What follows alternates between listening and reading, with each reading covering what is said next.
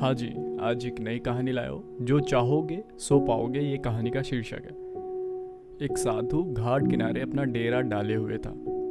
वहाँ वो धुनी राम कर दिन भर बैठा रहता और बीच बीच में ऊंची आवाज में चिल्लाता, जो चाहोगे सो पाओगे।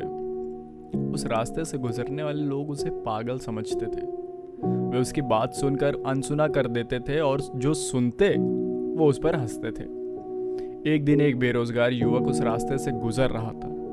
साधु की चिल्लाने की आवाज उसके कानों में पड़ी, जो चाहोगे सो पाओगे, जो चाहोगे सो पाओगे। ये वाक्य सुनकर वो युवक साधु के पास आ गया और उसने उनसे पूछा, बाबा आप बहुत देर से जो चाहोगे सो पाओगे चिल्ला रहे हो, क्या आप सच में वो दे सकते हो जो मैं पाना चाहता हूँ? साधु बोला, हाँ बेटा, लेकिन पहले तुम मुझे ये बताओ कि तुम पाना क्या चाहते हो?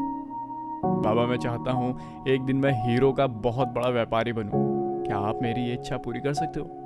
युवक बोला, बिल्कुल बेटा, मैं तुम्हारे एक हीरा और एक मोती देता हूँ, उससे तुम जितने चाहे उतने हीरे मोती बना लेना। साधु बोला। साधु की बात सुनकर युवक की आंखों में आशा की ज्योति उठ हुई। फिर साधु ने उसे अपनी दोनों हथेलियां आगे बढ़ाने को कहा। युवक ने अपनी हथेलियां साधु के सामने कर दी। साधु ने पहले उसकी एक हथेली पर अपना हाथ रखा और बोला, बेटा ये दुनिया का सबसे अनमोल हीरा है, इसे समय कहते हैं। इसे जोर से अपनी मुट्ठी में जकड़ लो, इसके द्वारा तुम चाहे जितने हीरे बना सकते हो। इसे कभी अपने हाथ से निकलने मत देना। फिर साधु ने अपना दूसरा हाथ युवक की दूसरी हथेली में रखकर बोला, बेटा ये दुनिया का सबसे कीमती मोती है, इसे धैर्य कहते हैं। जब किसी कार्य में समय लगने के बाद भी वांछित परिणाम प्राप्त ना हो तो इस धैर्य नामक मोती को धारण कर लेना। यदि ये मोती तुम्हारे पास है तो तुम दुनिया में जो चाहो वो हासिल कर लोगे। युवक ने ध्यान से साधु की बात सुनी और उन्हें धन्यवाद कर वहां से चल पड़ा। उसने सफलता प्राप्ति को 2 गुरु मंत्र मिल गए थे। उसने निश्चय किया कि वो कभी अपना समय व्यर्थ नहीं गंवाएगा और सदा धैर्य से काम लेगा।